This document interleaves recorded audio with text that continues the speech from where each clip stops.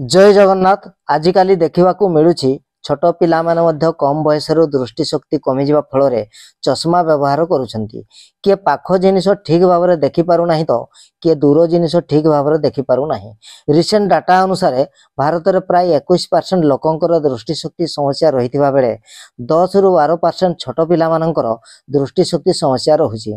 आखि परीक्षा करी आईड्रप पकाई चश्मा व्यवहार कले मध्य दृष्टिशक्ति ठीक हो नाही कि दृष्टिशक्ति किछि भी इम्प्रूवमेंट हो नाही, बरं चश्मा लेंस रो पावर दिन को दिन बढ़ाइबा को पड़ी थाए। दृष्टिशक्ति सहजरे किपरि ठीक करि परिबा ताहा जानिबा पूर्वरु प्रथमे दृष्टिशक्ति समस्या हेउथिबार कारण गुडिक आलोचना करिबा।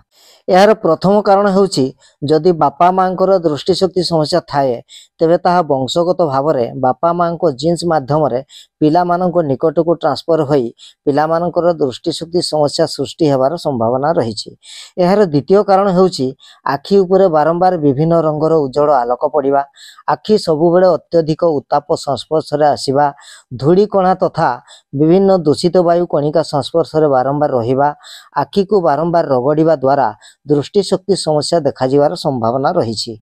यार तृतीय कारण हेउछि विभिन्न भाइरस बैक्टेरिया फंगी किंबा पारासाइट्स द्वारा शरीर हेउ बा चक्षु हेउ बारंबार इन्फेक्शन व रोगाक्रांत हेबा द्वारा चक्षु खराब होई दृष्टिशक्ति समस्या देखा जिवार संभावना रही।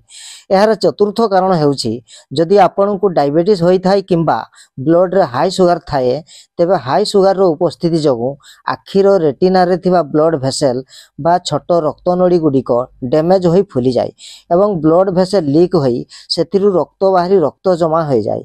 रेटिना रो मझी भाग मध्य फुली जाई थाए। चक्षु लेंस फुलिवा सहित चक्षुर मांसपेशी गुडिक पारालिसिस हो जाए बा अकामी हो जाए, फल दृष्टिशक्ति कमिवा सहित चक्षुरे मोतिया बिंदु मध्य हेबार संभावना थाए।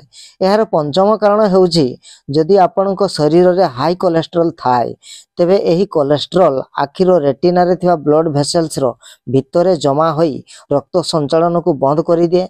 एहा फल रे चक्षु मध्य रे रक्त संचालन ठीक भाव में होई पारे नाही एवं चक्षुर प्रत्येक अंश ठीक परिमाण रे ऑक्सीजन बा अम्लजान पाई पारे नाही। तेणु चक्षुर पछपटे थिबा टिश्यू गुडिक एवं चक्षुरे थिबा नर्व बा स्नायु गुडिक डैमेज हो जाय, फल दृष्टिशक्ति खराब हो जिबार संभावना बहुत रही। यार षष्ठ कारण हेउछि जदि आपण को हाई ब्लड प्रेशर होई थाए तेबे एही हाई बीपी जगु चक्षुर रेटिना रे थिबा ब्लड भेसल्स ऊपर अत्यधिक चाप वा प्रेशर पड़ी थाए। अत्यधिक चाप पड़ा फल ब्लड भेसल्स बा छोट छोट रक्तनड़ी गुडिक फाटी लीक हो जाए एवं सेथिरु ब्लड बाहरी चक्षुरे रक्त जमा हेबा सहित टिश्यू गुडिक मध्य नष्ट कर दिए, फल दृष्टिशक्ति समस्या होई थाए। यार सप्तम कारण हेउछि अत्यधिक समय पढ़िबा, अनिद्रा रहिबा, अधिक समय मोबाइल और कंप्यूटर व्यवहार करिबा, अधिक समय टीवी देखिबा, अधिक समय उज्जवल आलोकर पढ़िबा इत्यादि सब कारण जगु आखि खराब होई दृष्टिशक्ति समस्या हुए। यार अष्टम कारण हेउछि शरीर रे विटामिन ए, विटामिन ई और विटामिन सी रो डेफिशिएंसी बा अभाव हेले दृष्टिशक्ति कमी जाए, कारण विटामिन ए चक्षुर दृष्टिशक्ति बढ़ाई थाए। विटामिन ई फ्री रेडिकल्स रु चक्षु को सुरक्षा देवा सहित एंटीऑक्सीडेंट भाव में काम करि थाए एवं विटामिन सी चक्षु पई एंटीऑक्सीडेंट भाव काम करने सहित अल्ट्रावायोलेट लाइट कारण चक्षु डैमेज को सुरक्षा दे थाए। तत्सहित जदि आपण अधिक परिमाण रे junk food, packet food, processed food, refined food बा रिफाइंड तेल खाउछंती तेबे सेगुडी को शरीर रे ठीक भाव में यूटिलाइजेशन होई न पारिबारु चक्षु समस्या हेबार संभावना रही। जदि यही सब कारण पई चक्षु समस्या बा दृष्टिशक्ति समस्या रही तेबे प्रथमे ताकू ठीक करने को पड़िबो। चक्षु परीक्षा कराई कौन प्रॉब्लम रही ताहा जानिबा निहाती आवश्यक। खाद्य विटामिन युक्त शाग, पनीपरिबा, फल यथा पाड़ंग शाग, सजना शाग, कलम शाग, अलकोबी बा सालगम, ब्रोकोली, गाजर, कंदमूल आलू बा स्वीट पोटाटो, पपेया, आंब, कमला, अंगूर, लेंबू, अंडा, लहुणी, छेना, कड लिवर ऑयल बा कड माछर तेल, कंचा क्षीर, आलमंड इत्यादि सफिशिएंट परिमाण खाइबा आवश्यक। सहजरे दृष्टिशक्ति किपरि ठीक करि परिबा आसंतु आलोचना करिबा। प्रथम काम होउची सकाळू उठिबा परे अमुहा धुआ बा पाटी को न धोई डाहाण हातरे अनामिका आंगुठी बा रिंग फिंगर साहाय्य पाटीरू लाड़ को आनी दुई चक्षुरे अंजन नवा भली लगाइबे। पाटीर लाड़ होउची गोटे बेस्ट मेडिसिन। यह करिबा द्वारा चक्षुरे रक्त संचालन स्वाभाविक होई आखिर प्रतिटी अंश यथेष्ट परिमाण अम्लजान पाई पारि थाए। चक्षु को फुलिबा को दिए नाही किंबा चक्षु जदि फुली जाई थाए ताहा कम करिवार सहाय्य करे। द्वितीय काम होउची लाड़ लगाई सारिबा परे पद्मासन बा चकासन रे मेरुदंड को सीधा करी बसिबे। तापरे कांध बेक और चक्षुर मुवमेंट बा रोटेशन करिवे। प्रथमे हाथ दुईटी को तल पट को रखी क्लॉकवाइज बा घंटा घंटा घोरिबा दिगरे 20 थर एवं एंटी क्लॉकवाइज बा घंटा घंटा घोरिबार विपरीत दिगरे 20 थर लेखाएं कांध को रोटेशन करिवे बा घुराइबे। तापरे हाथर आंगुठी गुडी को कांध को स्पर्श करी हाथ को कांध सह समांतर करी ऊपर को उठाइबे एवं क्लॉकवाइज 20 थर एवं एंटी क्लॉकवाइज 20 थर लेखाएं घूर्णन करिवे। यह होची शोल्डर बा कांधर एक्सरसाइज। कांधर मांसपेशीर रोटेशन आई मूवमेंट सहित संबंध थिबारु दृष्टिशक्ति वृद्धि हेबारे यह सहाय्य करिथाय। तापरे नेक बा बेकर मूवमेंट करिवे। प्रथम मुंड को आग पछ नुआई 20 थर लेखाएं बाम डाहाण नुआई 20 थर लेखाएं बाम डाहाण पट को चाहि बेक को एपट सपट करी 20 थर लेखाएं मूवमेंट करंतु। तापरे क्लॉकवाइज 20 थर एवं एंटी क्लॉकवाइज 20 थर लेखाएं रोटेशन करिवे।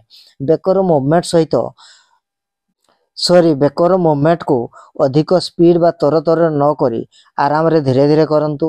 बेकर मसल सहित आई मसल रो कोऑर्डिनेशन थिबारु यह दृष्टि शक्ति वृद्धि करिवार सहाय्य करिथाय। तापर मुंड को एपट सपट न करी बा मुंड को न हलाई चक्षु डोलार मूवमेंट करिवे। प्रथमे चक्षु डोला को बाम डाहाण मूवमेंट 20 थर ऊपर तळ मूवमेंट 20 थर क्लॉकवाइज मूवमेंट 20 थर एवं एंटी क्लॉकवाइज मूवमेंट 20 थर लेखाएं मूवमेंट बा रोटेशन कराइबे। तापरे आखि दुईटी को बंद करी डाहाण हाथर मध्यमा आंगुठी को कपालर दुई भ्रुलता मध्य रे रखिबे। अनामिका आंगुठी बा रिंग फिंगर को बाम आखि ऊपर एवं तर्जमा आंगुठी बा इंडेक्स फिंगर को डाहाण आखि ऊपर रखंतु। आखि ऊपर अधिक प्रेशर न देई एही तीनोटी आंगुठी को एक समय रे क्लॉकवाइज रोटेशन 20 थर एवं एंटी क्लॉकवाइज रोटेशन 20 थर लेखाएं करिवे।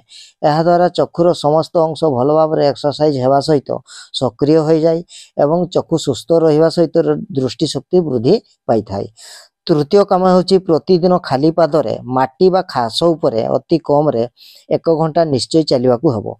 यह द्वारा शरीर रे थिबा फ्री रेडिकल सब न्यूट्रलाइज हुए जहा कि दृष्टि शक्ति वृद्धि हेबा सहित शरीर रो अन्यान्य सब रोगर उपशम मध्य होई थाए।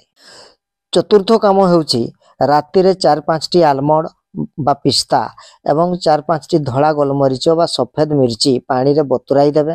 प्रतिदिन सकाळू एही बतुरा होइथिबा आलमंड और धड़ा गोलमरीच को खाली पेट रे चबाई 3 मास खांतु।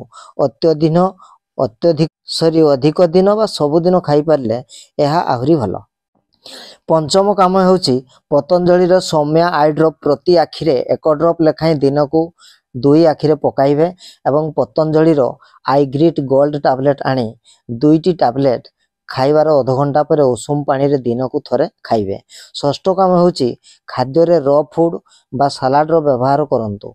मध्याह्न और रात्र भोजन रे खाइबार जस्ट पूर्वरु निज शरीर ओजन गुणन 5 ग्राम ओजन रो प्रथम सलाड खाइबे एवं संगे संगे आपनकर नीतिदिनिया खाद्य खांतु। Junk food packet food processed food refined oil को संपूर्ण अवॉइड करने को पड़िबो। सप्तम काम होची सकाळू 2 आखि को 10-12 थर नॉर्मल पानी रे धोवंतु किंतु गरम पानी केबे भी आखि रे देबे नाही। एही समस्त काम स्ट्रिक्टली अनुसरण करंतु 3 मास मध्य रे निश्चय दृष्टि शक्ति वृद्धि पाई जिवो। एही 7टी जाक नियम ठीक भाव रे फॉलो करंतु। एथिरे गोटिए भी काम को बाद देबे नाही नचेत आशानुरूप फल मिली न पारे। आशा करे भिडियोटी निश्चय भलो लागिथिबो और यह आपनको उपकार रे आसीबो। भिडियोटी को लाइक शेयर और कमेंट करने सहित मोर यूट्यूब चैनल को सब्सक्राइब करने को आदौ भूलिबा नाही।